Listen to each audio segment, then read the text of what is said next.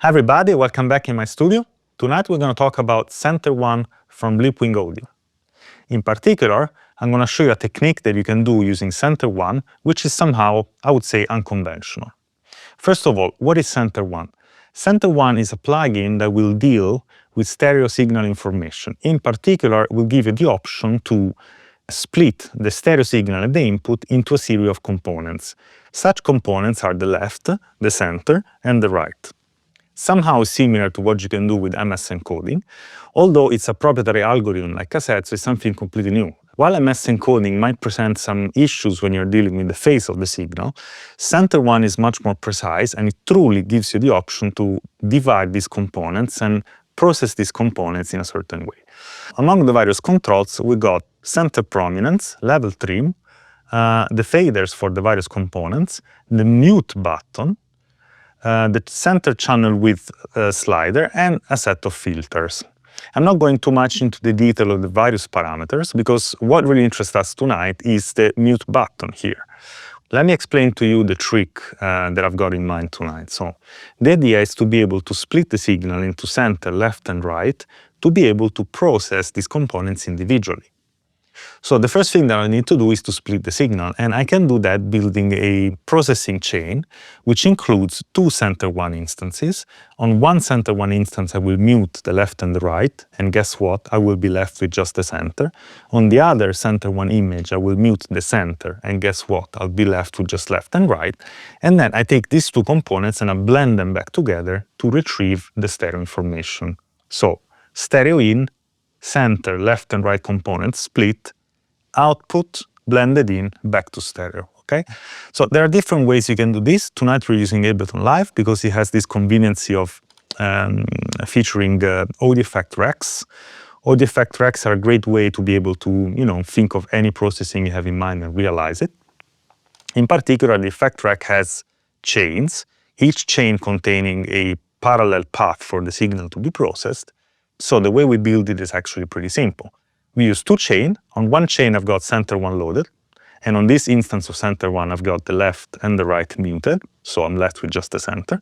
On the other chain here, we also have CenterOne loaded. And on this CenterOne, I just mute the center. So I'm left with left and right. If I play the example now, and I let you listen to the various components, it sounds like this.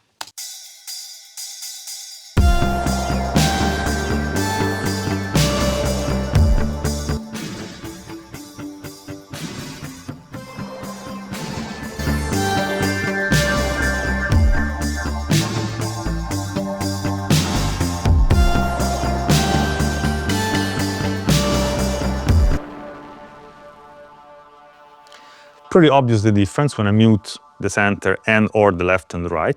And also what you could notice is that bypassing the whole processing wouldn't make any difference at this stage, because the only thing we're doing here is splitting into components and then blending them back in. I didn't apply any processing yet, which is the obvious next step.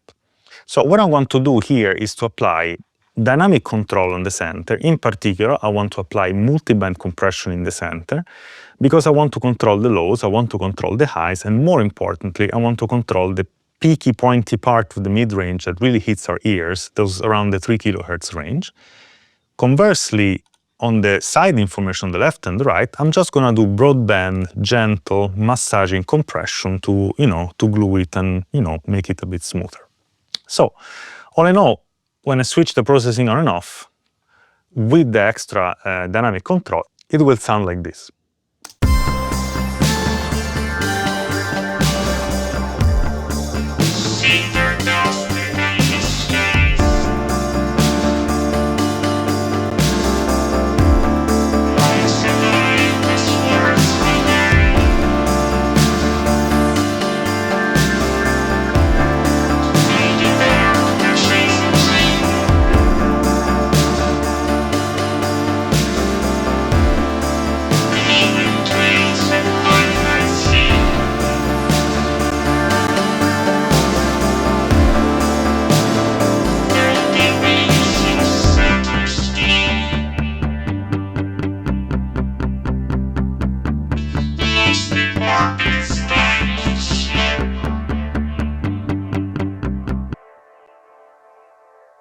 Love it. What you could hear mostly was the effect of controlling the dynamics and bringing up the level a little bit all together. In particular, everything sounds more together, everything sounds more glued, is more compact. It pushes your emotions a little bit better, I would say, right? So, I hope this trick was clear. I encourage you to experiment with it. Every time you need to process a center and decide you can exploit this technique. And always remember to have fun in the process, all right? I'll see you soon in the next video.